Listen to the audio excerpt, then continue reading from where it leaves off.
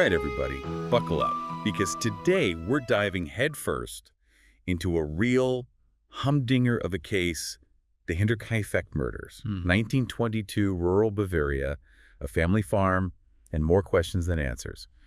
That's what we're dealing with this time. And it's a case that just won't quit. Even after 100 years, it still draws you in, you know? It really does. There's just something about it, the isolation, the brutality, the whispers of family secrets, it's all there. Like a true crime pressure cooker, just waiting to blow. And blow it did. But figuring out exactly what happened and why, well, that's the real puzzle, isn't it?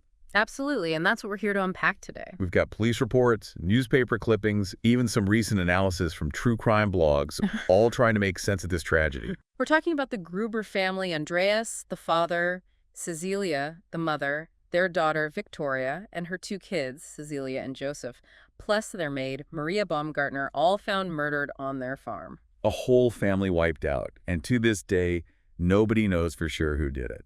It's a story that digs its claws into you and just doesn't let go. So let's transport ourselves back to 1922. Picture this post-World War I Germany.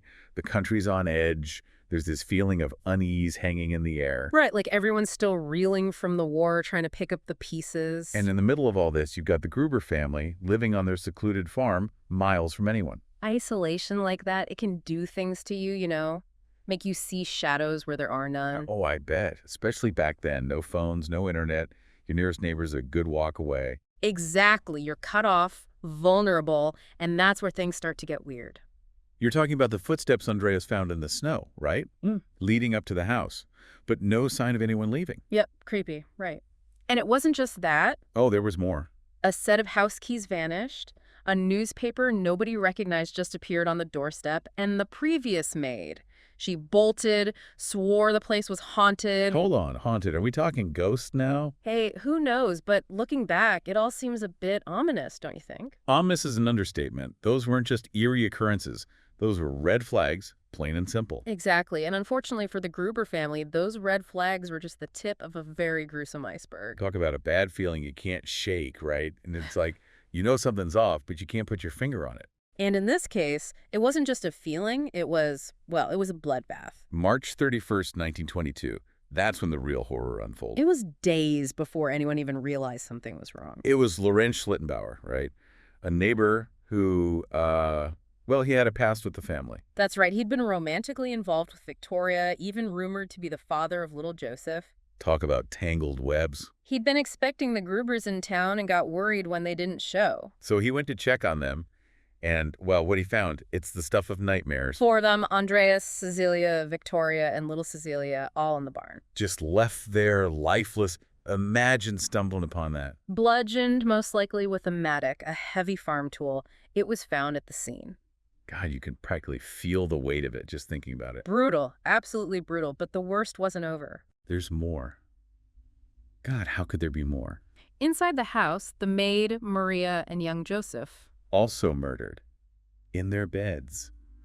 My God. It sends chills down your spine just thinking about it. Someone was inside that house, comfortable enough to not just kill, but to linger. It suggests a chilling familiarity, wouldn't you say? It makes my skin crawl just thinking about it. You'd think with a crime scene this gruesome, the cops would have had it easy. You'd hope so, right?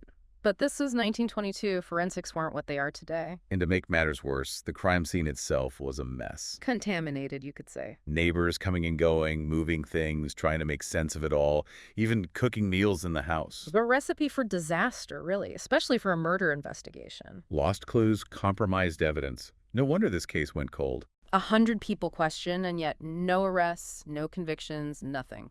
So if the evidence was so messed up, what did they have to go on? Who were the suspects? Well, Lorenz, the neighbor who found them, he was naturally a person of interest, especially given his history with Victoria. And those rumors about him being Joseph's father. You can see why people would be suspicious. His behavior after the murders, too, some folks said he was acting strange, but nothing concrete ever panned out. What about Victoria's husband, Carl? I mean, we talked about how he was presumed dead in the war. Yes, Carl Gabriel. Now there's a twist for you.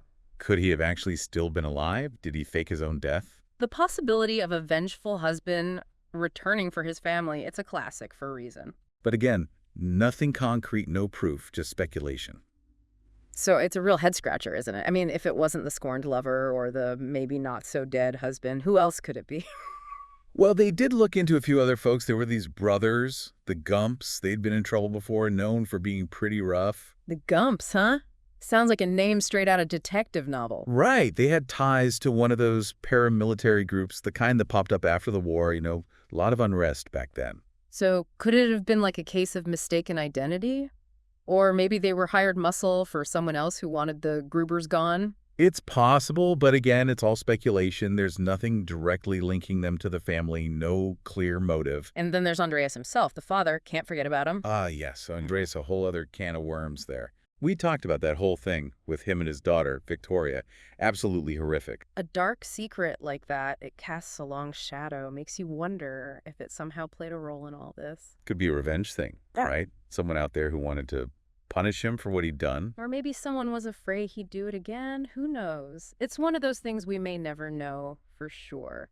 It's frustrating, isn't it? All these possibilities, all these threads, but we're still left with a giant question mark. That's the thing about Hinterkaifeck. It's the ultimate unsolved mystery. It's like it just slipped through the cracks of time. And some folks, they even think it might be a serial killer, someone just passing through, leaving a trail of bodies in their wake. There's a theory about a guy named Paul Mueller, might have been operating around that time. Bill James, the author, he's done some digging into it. So instead of one isolated incident, this could be part of something much bigger, much darker. Exactly. A whole pattern of violence that's remained hidden all these years makes you wonder what else is out there, lost to history. It's chilling when you think about it. All those lives, all those stories, just gone. And we may never know the full truth of what happened at Hinterkaifeck. And that's the thing about history, isn't it? It's full of these little mysteries, these whispers of things that we can only try to piece together. It's like putting together a puzzle with half the pieces missing. You might get the general idea, but you'll never have the complete picture. But that's part of what makes it so fascinating, right? The challenge of it all. Trying to make sense of the senseless. I guess so, even if it does keep you up at night sometimes. Wondering, speculating. If you ask me, that's a good thing. Keeps the brain ticking, right? Right. And hey, maybe someone out there listening to this right now, maybe they'll hear something that sparks a new idea, a new connection. You never know. Sometimes all it takes is a fresh perspective, a new set of eyes on an old case. So if this deep dive into the Hinterkaifeck murders has got your gears turning, well, that's kind of the point. Get online, read up on it, do your own digging. You might just uncover something nobody else has. Because sometimes the best deep dives are the ones we take ourselves. Exactly. And who knows, maybe you'll be the one to finally crack the case wide open. Until next time, keep those thinking caps on, folks. And remember, the truth is out there, somewhere, just waiting to be found.